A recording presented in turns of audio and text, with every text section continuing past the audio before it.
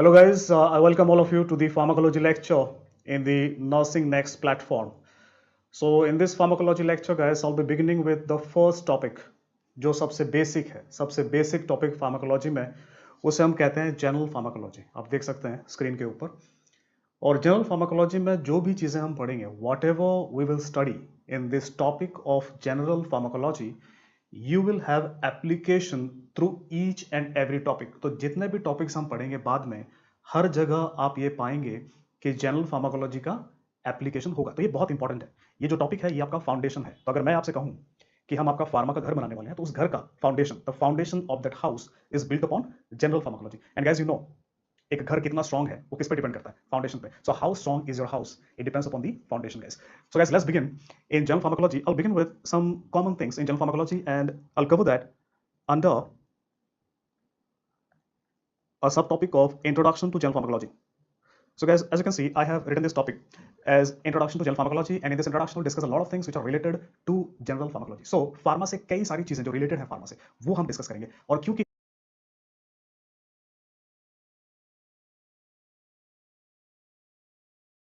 और क्योंकि हम फार्माकोलॉजी के बारे में डिस्कस कर रहे हैं, right, the best thing would be to start with what do you mean by the word pharmacology itself. So pharmacology का मतलब क्या है? Now if you look at carefully at this word pharmacology, you will find it is not one word, rather it is made up of two words. तो ये जो word है pharmacology, ये दो word से बना है। देखो कैसे। Number one word, that is a Greek word called as pharmakon. So pharmako has been derived from this Greek word called as pharmakon, and there is another Greek word that is logos, from which this logic has been derived. Now guys, if I look at pharmakon, so in Greek language, the meaning of pharmakon is nothing but it is drug, whereas logos in Greek language it means study of. तो दो word है हमारे पास, एक है Pharmacon, एक है logos. Pharmacon का मतलब क्या है? ड्रग। लोगोस का मतलब क्या है? Study of. दोनों को मिला देते हैं। So what you get when you mix both these words is pharmacology is nothing but it is study of what? It is study of drugs. Come on guys. So what is pharmacology? It is nothing but it is study of drugs. So pharmacology में हम करते क्या है? Drugs को पढ़ते हैं। As simple as that. So let me write a simple definition. एक simple definition लिखते हैं हम। What is pharmacology? Pharmacology is nothing but it is study of drugs. So pharmacology है क्या? ये drugs का study है। Now you need to understand one simple thing. That is, what is that you study in the drug? So drug के बारे में हम क्या पढ़ते हैं? Number one, ड्रग के बारे में हम पढ़ते हैं सोर्स क्या है, मतलब ड्रग हमें मिलता कहां से है। So where do you get this drugs from? Plants, animals और माइक्रो ऑर्गेनिजम्स, और you synthesize them. Source. Second, we study what is the structure of the drug, मतलब ड्रग दिखता कैसे है। दिखता कैसे मतलब टैबलेट या कैप्सूल नहीं। How it looks like, it means what is the molecular structure. So molecular level पे कैसा दिखता है, that is structure. Obviously guys, it also studies about the effect, मतलब ड्रग करता क्या है, and from that effect we find about the use, मतलब drug का हमें इफेक्ट पता चलता है, उस इफेक्ट से हम यूज का पता लगाते हैं। कैसे? देखो, फॉर एग्जांपल मेरे पास एक ड्रग है और वो ड्रग ब्लड प्रेशर को कम करता है। So I have a drug which decreases blood pressure, and from that I can find the use. भाई अगर ब्लड प्रेशर को कम करेगा तो कहां यूज करेंगे? Hypertension. So if this drug decreases blood pressure, where am I gonna use it? I am gonna use it in a disease called as hypertension. So we study about the effect, we study about the use, and obviously guys, you know that whenever I use a drug in human being, I cannot avoid something called as side effect. Side effect जो भी उन drugs के साथ दिखेंगे, like if I use a drug to decrease blood pressure, there would be hypotension. So guys, this is nothing but this is what is pharmacology is all about. Pharmacology. So guys, come on, let's see what is pharmacology. It is study of what? Pharmacology is nothing but it is study of drugs, the source, structure, effect, its use as well as side effects. Right? तो हमने देखा pharmacology क्या है। अब कुछ allied या इससे मिलते जुलते ब्रांचेस को देखते हैं जो इसी से रिलेटेड है। Now let us see something that is related to pharmacology, and there is one word or a branch called as pharmacotherapeutics. Now if you look at this word even, तो अगर आप इस वर्ड को भी देखें तो ये भी दो वर्ड से बना हुआ है। It is made up of two words. So what are these two words? Again guys, with the same word that is pharmakon, that is Greek word, and there is another Greek word called as therapeia. So दो Greek word हैं। फार्माकोन का मतलब क्या है हमें पहले से ही पता है। So you already know what is the meaning of pharmacon guys. What is the meaning of pharmacon? Pharmacon means what? Drug. Now therapia, what is the meaning of therapia guys? Literally therapia it means in service of, मतलब किसी के service में, right. सो अगर हम यहां बात करें तो आप देख सकते हैं फार्माकोथेराप्यूटिक्स का मतलब है drug in service of. But अपने को ये पता लगाना है किसके सर्विस में है। भाई ड्रग किसकी सर्विस करता है? आप कहेंगे पेशेंट की करता है। भाई पेशेंट की करता है, लेकिन पेशेंट में किस चीज की? किसकी? बीमारी की, disease. So guys, you can see here what's the meaning of pharmacotherapy. Pharmacotherapy means whenever I employ a drug, in service of a disease, that is called as pharmacotherapy. Now disease I'll write down here, down, in service of a disease. So जब भी हम एक drug use करेंगे एक disease के treatment में, और उसके बाद हम उसको मेजर कर सकेंगे with measurable outcome.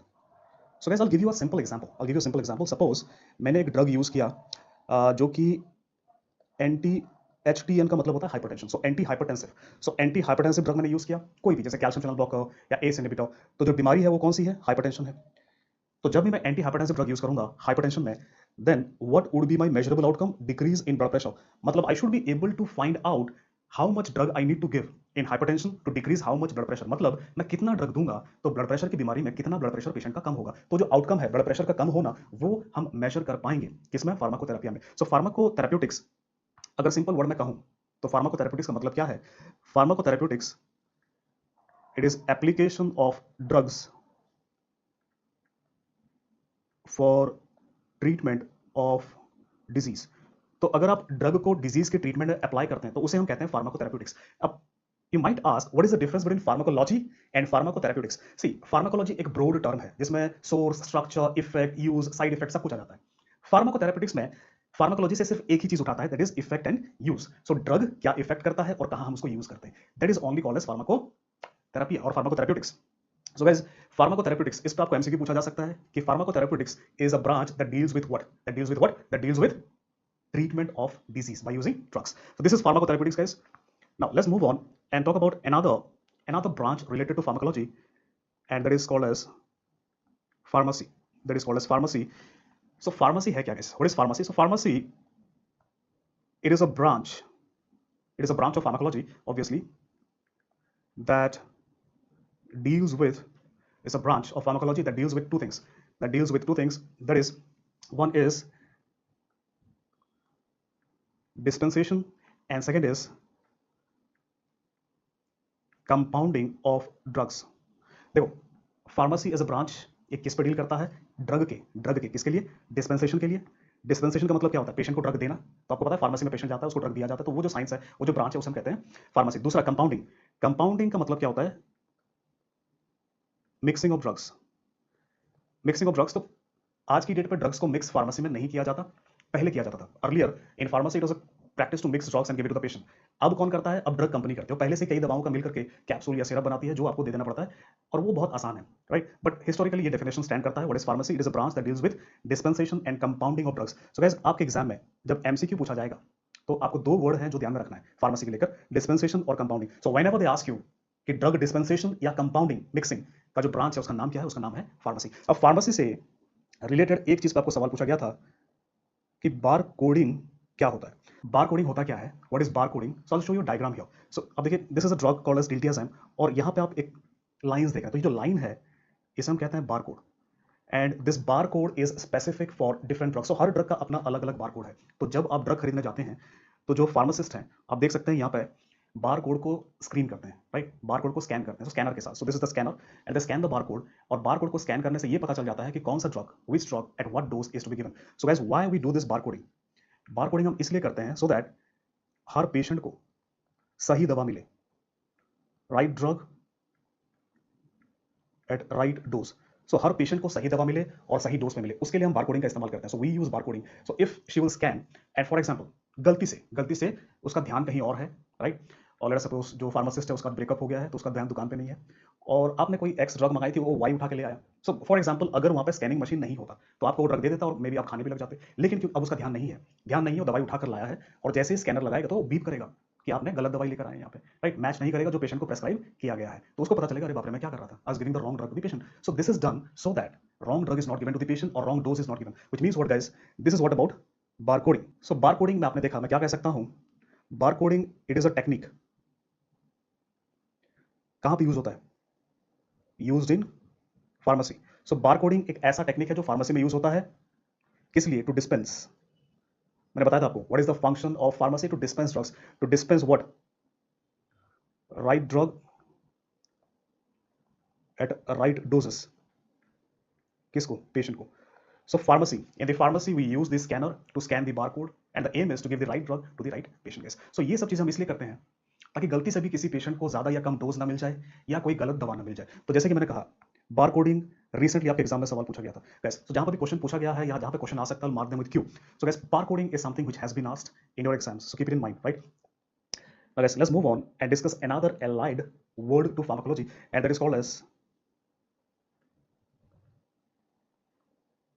pharmacognosy. So pharmacognosy, what does it deal with guys? Pharmacognosy,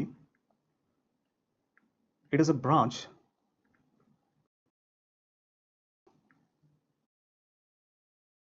gnosy, it is a branch that deals with study of drugs derived from natural resources. तो नेचुरल रिसोर्सेज क्या है? What are this natural resources? भाई natural resources क्या होते हैं? भाई भगवान ने जो बनाए हैं, what are natural resources? God made things and what are these? These are for example plants, animals, microorganisms like bacteria or fungus. So these God made things, these are natural things. और अगर ये जो natural चीजें हैं इनसे अगर हम drug बनाते हैं तो उसे हम क्या कहते हैं? फार्माकोग्नोसी। इस पे एमसीक्यू पूछा नहीं गया है बट आपको सवाल आ सकता है। What you need to remember, pharmacognosy means natural resources. So whatever whenever you study, because आपको पता है हमारे पास बहुत सारे पेड़ पौधे हैं। Ayurveda, you remember right? Ayurveda जड़ी बूटियों से ड्रग बनाया जाता है, तो उनको जो स्टडी किया जाता है उसे हम कहते हैं pharmacognosy. Another important word guys which they can ask in your exams is called as chemotherapy. Now, what is chemotherapy? Chemotherapy is a word that is used, or chemotherapy, it deals with treatment of two things, either infections and cancer. तो जो आप antibiotics use करते हैं, for example antibiotics use करते हैं penicillin. So when I use penicillin for treatment of infections, so this would be called as chemotherapy. Or if I use any anti-cancer drug, for example, I use an anti-cancer drug called as cyclophosphamide. So this would come under chemotherapy. So देखो chemotherapy पे सवाल आपको आ सकता है, question आज तक आया नहीं है। सी मैं PQ लिख दूंगा, PQ मींस प्रोस्पेक्टिव क्वेश्चन। आपके एग्जाम में आपने देखा होगा in your exams questions are not much repeated, questions ज्यादा रिपीट नहीं होते, नए क्वेश्चन आते हैं। तो नए क्वेश्चन जब आपको आएगा केमोथेरेपी पे सवाल कैसा होगा? Which of the following falls under chemotherapy or which of the following is a chemotherapeutic agent? उसमें वो क्या करेंगे? एक पेनिसिलिन देंगे, एक एस्पिरिन, एक दूसरा तीसरा डायबिटीज का ड्रग, और आपको पता करना होगा भाई इनमें से कौन सा एंटीबायोटिक है या एंटी कैंसर ड्रग है, और तब वो क्या बन जाएगा? Chemotherapy, right guys? So this is called as chemotherapy. Finally हमने बहुत सारी चीजें डिस्कस की, we discuss about a lot of things which are related to pharmacology. Now let us talk about what we use in pharmacology, because pharmacology is study of what? Drugs. So drugs के बारे में आप पढ़ते हैं। What is drug? Guys, in simple words, I can say that a drug is nothing but a chemical with a known structure that alters the pathophysiology for therapeutic gain. This is the definition of drug. A drug is a chemical with known structure that alters the pathophysiology for therapeutic gain. इस definition का मतलब क्या है पता करते हैं। देखो for example guys, एक ड्रग का एग्जाम्पल लेते हैं हम, इनालाप्रिल। इनालाप्रिल आपको पता है ये क्या है? एस इनहिबिटर है। सो इनालाप्रिल के बारे में मैं क्या कह सकता हूँ? What can I say about enalapril? That enalapril is nothing but it is a chemical. इस केमिकल का एक नोन या डेफिनाइट स्ट्रक्चर है, it is a very known और डेफिनाइट स्ट्रक्चर। और जब इस केमिकल को आप ह्यूमन बॉडी के अंदर डालते हैं, whenever you give this chemical into the human body, what this chemical does, it alters a pathophysiological system. कौन से pathophysiological system को ये alter करता है? उसे हम कहते हैं रास। So ये करता क्या है? ये रास को ब्लॉक करता है, और रास को ब्लॉक करने की वजह से थेरेप्यूटिक गेन मिलता है। And what is the therapeutic gain? A decrease in blood pressure. So enalapril एक एंटी हाइपरटेंसिव ड्रग है जो कि केमिकल है। जब भी मैं उसको पेशेंट की बॉडी में डालूंगा वो रास को ब्लॉक करेगा, जो कि एक पैथोफिजियोलॉजिकल प्रोसेस है, जिसकी वजह से ब्लड प्रेशर कम होगा और वो मेरा थेरेप्यूटिक गेन है। हालांकि ये जो थेरेप्यूटिक गेन है इट कैन बी यूज्ड और it can be in the form of treatment. तो जब भी मैं ड्रग को यूज करूंगा या तो मैं ट्रीटमेंट में यूज कर सकता हूं, I can also use drug for diagnosis and I also use drug for prophylaxis. तो जब भी आप ड्रग यूज करेंगे तो आप कहां यूज कर सकते हैं ड्रग को? ट्रीटमेंट, डायग्नोसिस, प्रोफाइलैक्सिस, तीनों में यूज कर सकते हैं। और आपके एग्जाम में ये सवाल पूछा गया है, there are some MCQ like what is the use of a drug? Treatment, diagnosis, prophylaxis, all of the above. The best answer was all of the above, right? So हमने ये पढ़ा कि ड्रग होता क्या है, right? Definition. Now let's have a look at the source of drug. Source of drug मतलब क्या?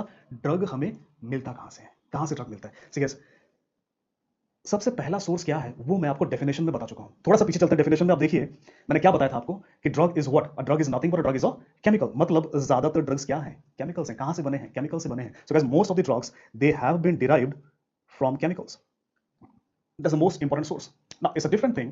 Where do you get these chemicals from? Now, guys, these chemicals can be of different sources. Number one, these chemicals can be of natural sources. तो अगर मैं कहता हूं कि chemicals natural source से बनाया गया, so what could be the natural source? Number one, it can be derived from plants. So plants से कौन से ड्रग हम derive करते हैं? For example, opioid like morphine, a serious drug, inotrope like digoxin, anti-malarial drug like quinine. तो ये सारे plant से बनाए गए हैं. Few examples. एनिमल्स में से कौन से ड्रग डिराइव होते हैं? पहले previously we used to make insulin from beef and pork, so they are called as beef and pork insulin. Today we make drugs like heparin anticoagulant animal से, porcine intestinal mucosa pigs में से बनता है. Insulin पहले बनता था, आज की डेट में नहीं बनता. Number 3, micro organisms like bacteria, fungus. और माइक्रो ऑर्गेनिज्म से जो ड्रग बनते हैं उन्हें हम क्या कहते हैं? एंटीबायोटिक्स कहते हैं. Come on. So micro organisms से जो ड्रग बनते हैं क्या कहते हैं उन्हें? एंटीबायोटिक्स. सो एंटीबायोटिक्स, पेनिसिलिन जो कि माइक्रोब्स के अगेंस्ट यूज होता है, या एंटी कैंसर ड्रग ब्लियोमाइसिन, ये कैंसर में यूज होता है. These are called as antibiotics. So guys antibiotics का मतलब क्या है? एक सवाल आपके एग्जाम में आ सकता है, what is the meaning of antibiotics? Antibiotics का मतलब वो नहीं है जो कि माइक्रोब के अगेंस्ट यूज होता है. एंटीबायोटिक्स का सिंपल सा मतलब है ये वो ड्रग हैं जो कहां से डिराइव होते हैं? माइक्रो ऑर्गेनिज्म से. So come on guys, what is antibiotic? It is a drug that is derived from micro organisms. So these are natural sources. तो यहां पे आपको एमसीक्यू आ सकते हैं, प्रोस्पेक्टिव एमसीक्यू आ सकते हैं. बहुत ही सिंपल सवाल होगा, which of the following is a drug derived from natural resources. तो वहां पे फॉर एग्जांपल आपको डिजॉक्सिन या क्विनिन या कोई भी ड्रग इनमें से दे देंगे और 3 ड्रग्स होंगे जो सिंथेटिक केमिकल्स होंगे. So that will be your answer. So एक रिसोर्स है नेचुरल, बट यू नो कि जो नेचुरल रिसोर्स है वो लिमिटेड है और हमारे जो नीड्स हैं वो अनलिमिटेड हैं. तो हम सेटिस्फाई कैसे होंगे? Right. So our needs are unlimited, so we have to move on and then we made another set of chemicals which are called as semi-synthetic chemicals. So guys, what do you mean by semi-synthetic chemicals? I'll give you a simple example. See, I take a natural chemical like morphine. तो एक जो natural chemical है हमारे पास morphine, वो लिया मैंने. Morphine में कुछ बदलाव किए मैंने. I made some changes and I made apomorphine. तो नाम भी मिलता जुलता आप देख सकते हैं. सो मॉर्फिन नेचुरल ड्रग है, प्लांट से मिला हमें. एपोमॉर्फिन कहां से बना है? मॉर्फिन से. So guys morphine is derived from plant, apomorphine is derived from morphine. So here you can see morphine, I already told you morphine is a natural drug, but apomorphine is a semi synthetic drug. So guys, what is semi-synthetic drug? A semi-synthetic drug is a drug that is derived from natural chemicals. So natural drug में से जो drug बनाएंगे उसे हम कहते हैं semi-synthetic. Third, and the most important today in today's world, these are called as purely synthetic chemicals. Purely synthetic chemicals जिसको design करना पड़ता है. These chemicals never existed in this world. You have to synthesize them. You have to design them. That is why they are called as synthetic. तो आज की date पे most common source. What is the most common source of drugs? ये एक आपके exam में सवाल आ सकता है. Most common source of drugs are what? Synthetic. What synthetic? Synthetic chemicals. So guys, come on. Source of drugs. One important source. What did I say? Let's revise. Source of drug. One, the most important source is chemical. Because drug के definition पे देखो मैंने क्या बताया था? Drug is what? Chemical. अब ये chemical हमें मिलते कहाँ से हैं?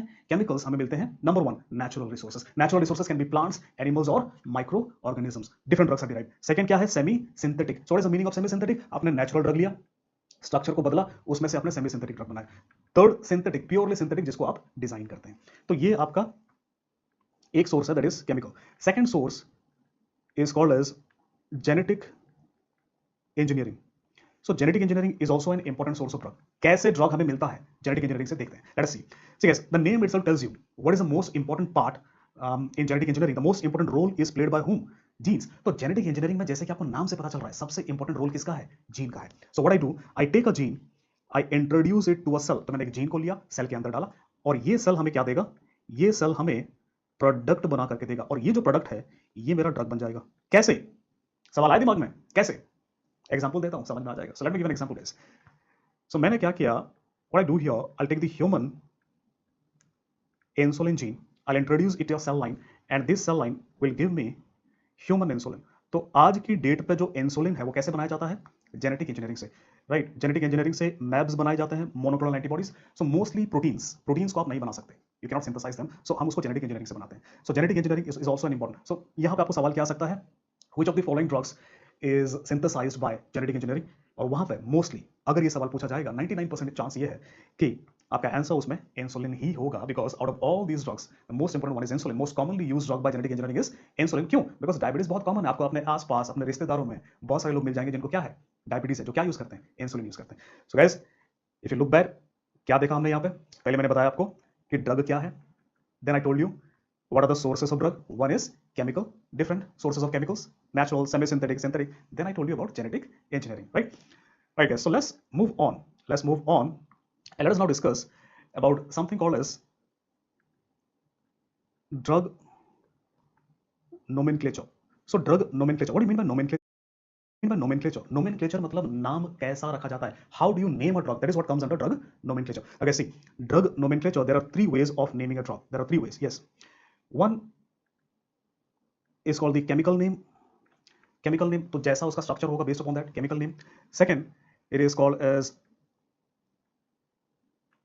non-proprietary, और इसको हम generic भी कहते हैं. तीसरा, प्रोप्राइटरी कहते हैं इसको, या ब्रांड या ट्रेड नेम भी कहते हैं, right. So this is called as proprietary name, brand name और ट्रेड नेम। इन तीनों में क्या अंतर है, what is the difference in between a chemical name, a generic और non proprietary name, a proprietary name और ब्रांड नेम और trade name? First of all, to begin with chemical name, guys, chemical name, it is based upon the molecular structure. Molecular structure के ऊपर based है, मतलब drug जैसा दिखता है उसी के बेस पे हम उसका नाम रखते हैं। बट इनके साथ प्रॉब्लम ये है कि ये जो नाम है, these are very long names. भाई ये नाम इतना लंबा होता है कि जो बनाता है उसको खुद को ही नहीं याद होता, तो हम कहां से याद करेंगे? तो ये जो नेम है केमिकल नेम, जो कि इतना बड़ा वर्ड होता है कि ऑलमोस्ट एक सेंटेंस के समान होता है, राइट, तो उसको हम याद नहीं रख सकते। उस वजह से हमने क्या बनाया, नॉन प्रोप्राइटरी या जेनरिक नेम। ये क्या होता है, देखो ध्यान से, देखो केमिकल नेम मैंने क्या कहा, बहुत बड़ा होता है, मैं क्या करूंगा, उसको छोटा कर दूंगा। So I take the chemical name and I will abbreviate it. So what is the meaning of abbreviation in English? English में एब्रीविएट का मतलब क्या होता है, किसी चीज को छोटा करना। तो केमिकल नेम जो बड़ा था उसमें से मैं दो दो चार चार अल्फाबेट लेकर AEIO या फिर ABCD कुछ भी लेकर के मिला करके एक नाम बना दूंगा। फॉर एग्जाम्पल, एक ड्रग की मैं आपको एग्जांपल देता हूं, दैट इज प्रोप्रानोलॉल। तो प्रोप्रानोलॉल का जो केमिकल नेम है वो इतना लंबा है कि मेरे को भी नहीं याद, जो बनाया उसको भी नहीं याद होगा, पर उसको हम छोटा कर देंगे तो उससे क्या बनता है, प्रोप्रानोलॉल। और इसको याद रखना कितना आसान है, देखो। अब देखो, ये जो जेनरिक नेम या नॉन प्रोप्राइटरी का मतलब क्या है, देखो प्रोप्राइटरी का मतलब क्या होता है, आप उसके ओनर हैं। जैसे ये प्रोप्राइटरी है, मतलब कोई तो भी उसका ओनर है। नॉन प्रोप्राइटरी मतलब इस नाम का ओनर कोई नहीं है, कोई भी इसको यूज कर सकता है, कोई भी ड्रग कंपनी इसको यूज कर सकती है, right. This are non proprietary और जेनरिक नेम। अब ये जो नॉन प्रोप्राइटरी, राइट, जिसपे सबका हक है, ये किसी की प्रॉपर्टी नहीं है, या जेनरिक नेम है, इनमें अगर आप देखेंगे तो एक ही क्लास में जितने भी ड्रग्स होंगे, all the drugs in A class, they will have a similar kind of ending. जैसे कि यहाँ पे तीन वर्ड्स हैं, लॉल, LOL, लोल। तो जितने भी बीटा ब्लॉकर क्लास के ड्रग्स हैं, कार्बिडोलॉल, नेबिविलोल, प्रोप्रानोलॉल, राइट, एसीब्यूटोलॉल, एस्मोलॉल, सारे के सारे किससे एंड हो रहे हैं, लॉल। एंड ये करने के पीछे हमारा रीजन क्या है, so that we can easily identify a drug that belongs to a class. तो मैं ड्रग को देखते ही कह सकता हूं जो कि लॉल से एंड होगा, तो वो कौन सा क्लास का है, बीटा ब्लॉकर का है। आसानी होती है पहचानने में, राइट, क्योंकि दुनिया भर में इतने सारे ड्रग्स हैं, ड्रग्स का समंदर है, पहचानोगे कैसे, आसान किया जाता है। इसी प्रकार सो बीटा ब्लॉकर्स में लॉल होता है। इसी प्रकार अगर हम बात करें एस इनहिबिटर्स, तो एस इनहिबिटर्स में जो एंड होता है वो प्रिल होता है, प्रिल, कैप्टोप्रिल, लिसिनोप्रिल, फॉसिनोप्रिल, क्या बताते हैं ये कौन से ड्रग्स हैं, एस इनहिबिटर्स हैं। इसी प्रकार अगर हम बात करें calcium channel blockers, calcium channel blockers में डिपीन होता है, डिपीन, निफेडिपिन, निमोडिपिन, इसारडिपिन, एम्लोडिपिन। सो डिपीन का मतलब सुनते ही मैं समझ जाऊंगा भाई डिपीन है मतलब कौन सा क्लास का है, कैल्शियम चैनल ब्लॉकर है। इसी प्रकार PPI, प्रोटॉन पंप इनहिबिटर में, प्रोटॉन पंप इनहिबिटर में जो एंडिंग होगा वो हमेशा प्रेजोल से होगा, ओमेप्रेजोल, लैंसोप्रेजोल, राबिप्रेजोल। तो जब भी मैं प्रेजोल देखूंगा मैं अपने आप समझ जाऊंगा कौन सा क्लास ऑफ ड्रग है, PPI है। तो देखो दोस्तों, ये जो एंडिंग है जब आप पढ़ेंगे फार्मा में, all this endings, if you remember the endings belong to which class, आपका जीवन काफी आसान हो जाता है। कैसे? फॉर एग्जांपल, आपको एक MCQ पूछा जाएगा और एक ड्रग जो है प्रिल से एंड हो रहा है, कैप्टोप्रिल।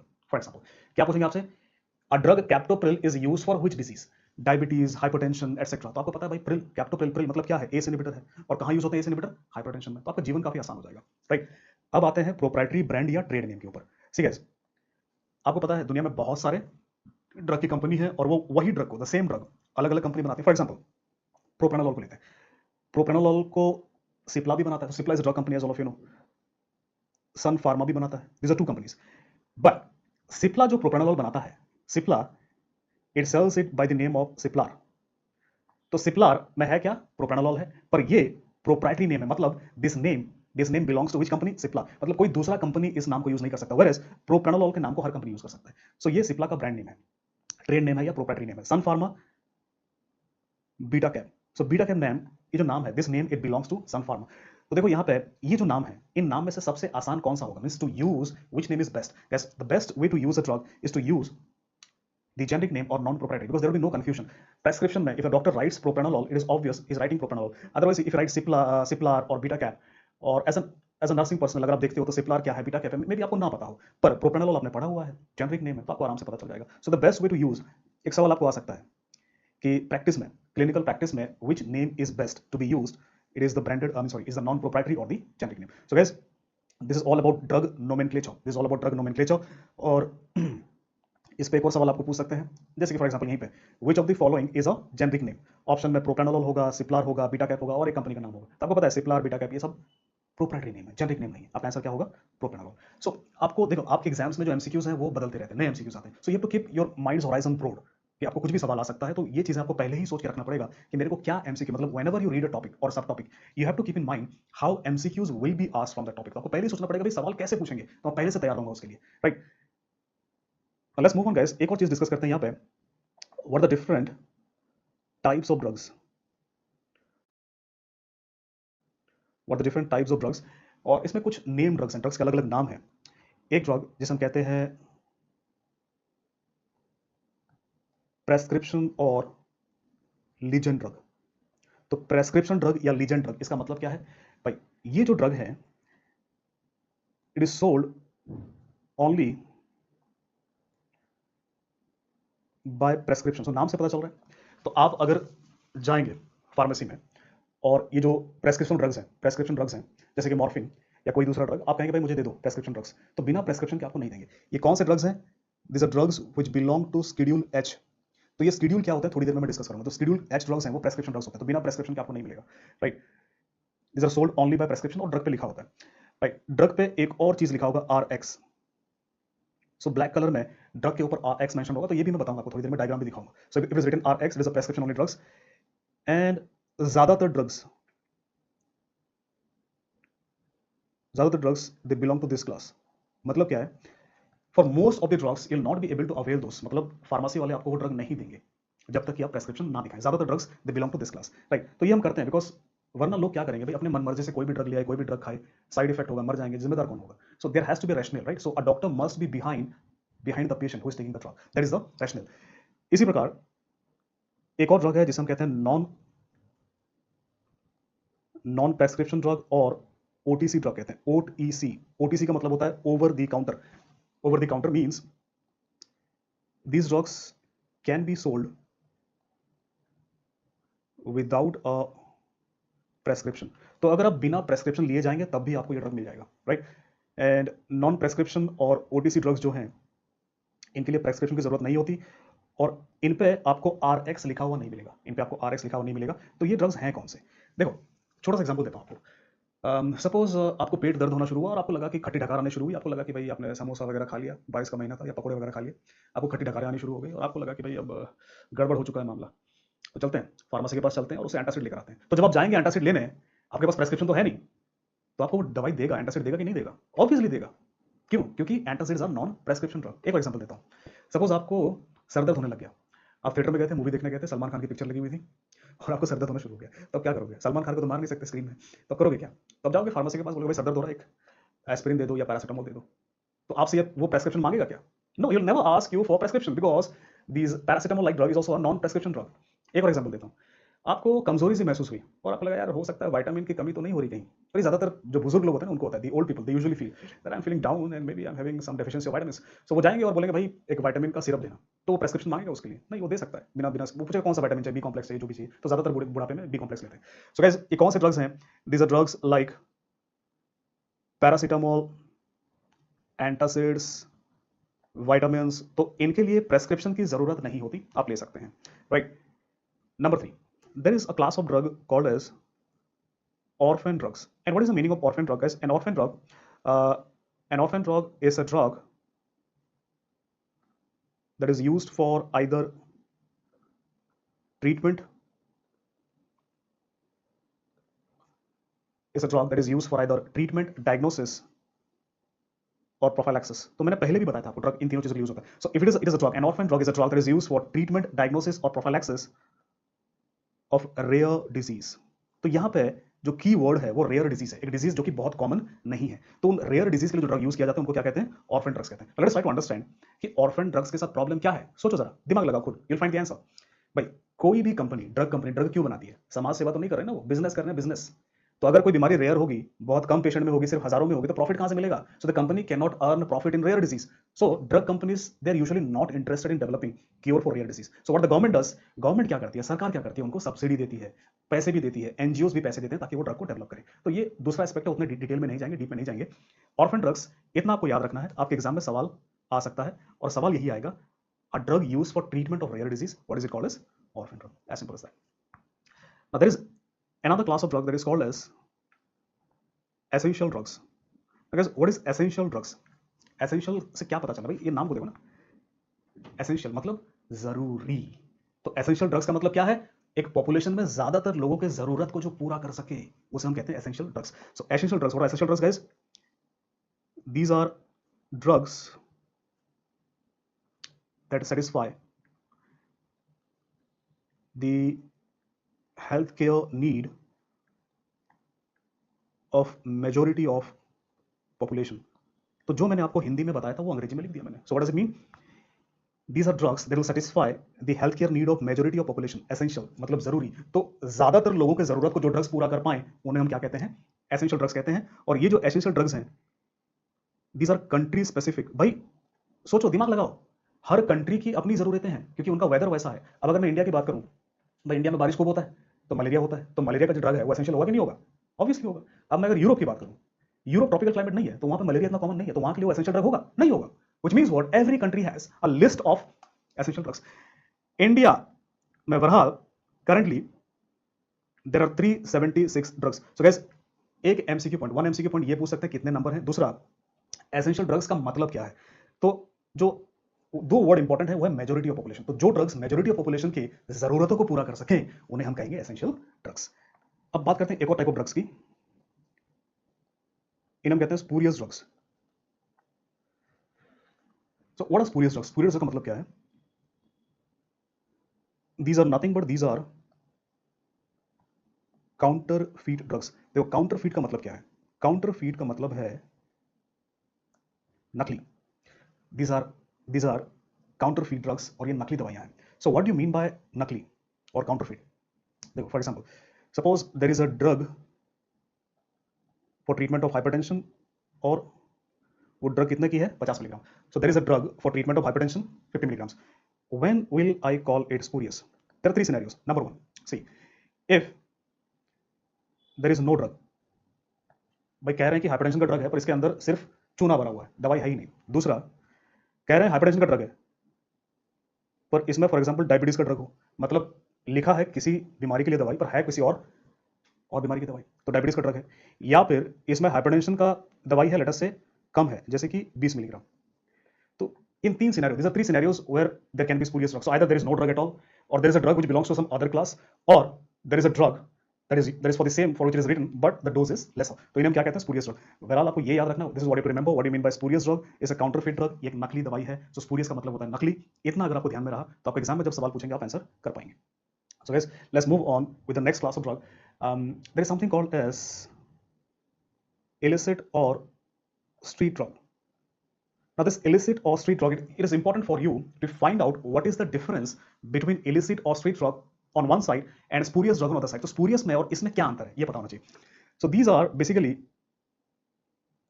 drugs of abuse.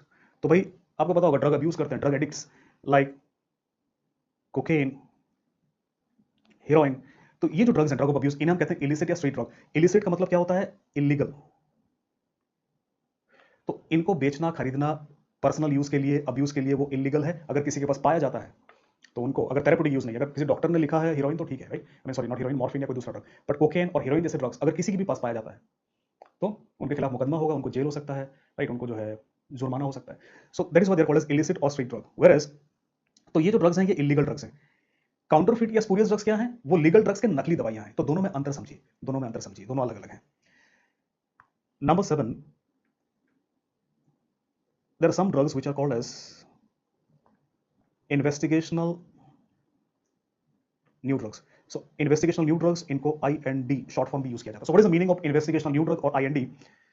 भाई नाम में ही छुपा हुआ है, न्यू, नया ड्रग। किस में है? इन्वेस्टिगेशन में है। मतलब ये ड्रग अभी मार्केट में नहीं मिल रहा। This drugs are not sold in market now, they are currently under trial. So IND, these are nothing but these are drugs under trial. These are called as IND or investigational new drugs, right? So clinical trial में जो drugs हैं, right, जैसे भी बहुत सारे drugs under trial हैं corona virus के लिए, वैक्सीन अंडर ट्रायल है, right? So these are called as IND or investigational new drugs. The last one guys I'll discuss here, these are called as prototype drugs.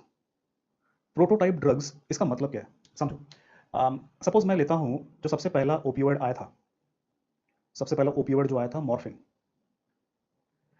So the first opioid which was developed was morphine, और morphine का हमने use पता किया, side effect पता किया, right, mechanism of action means the pharmacological aspect of morphine, I know all of these. अब इसके बाद क्या हुआ, मॉर्फिन के बाद जितनी भी दवाइयां आई ओपियोइड के क्लास में, जैसे कि पैथिडीन आया, फेंटानिल आया, कोडीन आया, सो ये भी सब ओपियोइड्स हैं। So guys what happened, our first drug was morphine, we know everything about morphine, use, side effects, mechanism of action. Then morphine was followed by other drugs like pethidine, fentanyl, codeine. Now when I remember the user, side effect, mechanism of action, everything for morphine, then I don't need to separately remember for these drugs. So here I would say morphine is the prototype drug for opioids. So guys, what is the definition? A prototype drug, it is the first or the parental drug of a group और class. तो किसी भी group या class का जो पहला drug आया होगा या जो पेरेंटल ड्रग है जिससे बाकी सब ड्रग्स बने हैं, तो उसे हम कहते हैं प्रोटोटाइप ड्रग। और इसमें से from which we can generalize the pharmacology. So drug का जो भी फार्माकोलॉजिकल एस्पेक्ट है जो मैंने बताया यहाँ पे, use, side effect, mechanism of action, उसको हम जनरलाइज कर सकते हैं, उसे हम क्या कहते हैं, प्रोटोटाइप ड्रग कहते हैं। सो गाइस प्रोटोटाइप ड्रग क्या होता है ये समझना आपको। तो इस पर आपको सवाल आ सकता है आपके एग्जाम में कि which of the following is a prototype drug, right, और what is a prototype drug. So उसमें अलग अलग ऑप्शंस दे सकते हैं, पर अगर आपने समझ लिया तो आप आराम से उसमें से आंसर को ढूंढ पाएंगे। तो ये हमने डिस्कस किया कितने प्रकार के ड्रग्स होते हैं। यहाँ पे मैंने आपको बताया ड्रग्स में देखो टाइप्स ऑफ ड्रग्स, मैंने आपको बताया प्रेस्क्रिप्शन ड्रग्स जिनके लिए प्रेस्क्रिप्शन की जरूरत पड़ती है, नॉन प्रेस्क्रिप्शन जो बिना प्रेस्क्रिप्शन के आप चले गए और आप लेकर आ गए, ऑर्फन ड्रग जो कि रेयर डिजीज के लिए होता है, essential drugs majority of population के लिए होता है, स्पूरियस ड्रग्स नकली होता है, इलिसिट या स्ट्रीट ड्रग इलीगल होता है, इन्वेस्टिगेशनल न्यू ड्रग जो कि ट्रायल में होता है, बन रहा है, अभी बना नहीं है, प्रोटोटाइप ड्रग जो कि पापा होता है, पापा, प्रोटोटाइप मतलब P for prototype, P for पापा। तो वो जो ड्रग है जो सभी ड्रग्स का पापा होता है सब कहते हैं प्रोटोटाइप ड्रग।